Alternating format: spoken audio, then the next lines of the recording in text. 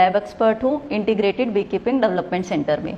आज मैं आपको शहद के बारे में कुछ रोचक तथ्य बताऊंगी।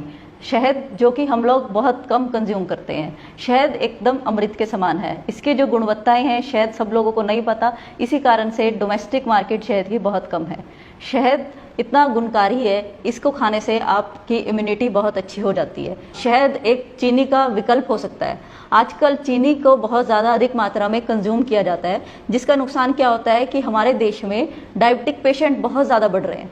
इवन छोटे बच्चे भी डायबिटिक पेशेंट बन रहे हैं। उसका कारण है एक्सेसिव कंजप्शन ऑफ शुगर। बहुत ज़्यादा अधिक मात्रा में चीनी खाई जा रही है।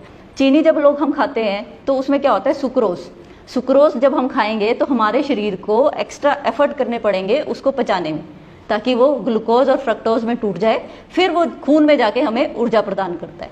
लेकिन शहद के अंदर जो मिठास है वो ग्लूकोज और फ्रक्टोज की है। जो शहद के अंदर चीनी है उसको जो पचाने का काम है मक्खियों ने कर दिया है। कैसे किया है ये मैं अभी आपको बताऊंगी।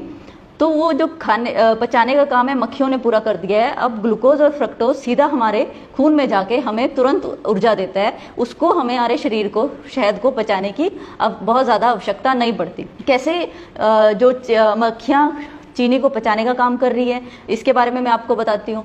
जो मक्खियाँ हैं वो फूलों के रस पे जाती हैं। फूलों के रस के अंदर सुक्रोज होता है। मक्खियाँ उसको खाएंगी, उसके बाद क्या कर रही हैं, वो उसको पचा देती हैं। उसके शरीर से कुछ एंजाइम, कुछ रासायनिक तत्व निकलते हैं जो कि सुक्रोज को ग्लूकोज और फ्रक्टोज में तोड़ देते हैं। अब ये सिंपल कंपाउंड हैं जो कि हमारे शरीर में जाके हमें तुरंत ऊर्जा दे रहे हैं। इसके अलावा जब मक्खियाँ शहद बनाने का काम करती हैं वो कई करोड़ों फूलों पे विजिट करती हैं, बहुत सारे फूलों पे जाएंगी और वहाँ से मकरंद लेके आती हैं। ठीक है, उसी दौरान फूलों का जो अर्क है वो भी उस मकरंद के अंदर आ जाता है। यही कारण है शहद एक औषधि की तरह काम करता है, क्योंकि एक तो फूलों का अर्क उसमें मिल गया है, इसके अलावा जब वो अपने पेट में लेके जाती है उसे पचाने का कार्य करती है, तो कुछ एंजाइम और कुछ रासायनिक तत्व जो उसमें मिल गए हैं वो शहद को औषधि जैसी प्रॉपर्टी देते हैं, जिसके खाने से हमारे जो शरीर है उसको बेनिफिट होता है। शायद यही कारण है कि जब भी कोई भी बच्चा जन्म लेता है उसको जन्म घुट्टी शहद से दी जाती है, क्योंकि शहद में ग्रोथ करने की पावर होती है। वो जीवाणुओं से, विषाणुओं से लड़ने की क्षमता हमें देता है। तो जैसा डॉक्टर नेहा चौधरी ने बताया कि यदि हम चीनी नहीं खाएंगे तो शुगर की बीमारी से बचेंगे, और यदि चीनी की जगह शहद खाएंगे तो शहद के गुणों से हमारी इम्यूनिटी बढ़ेगी।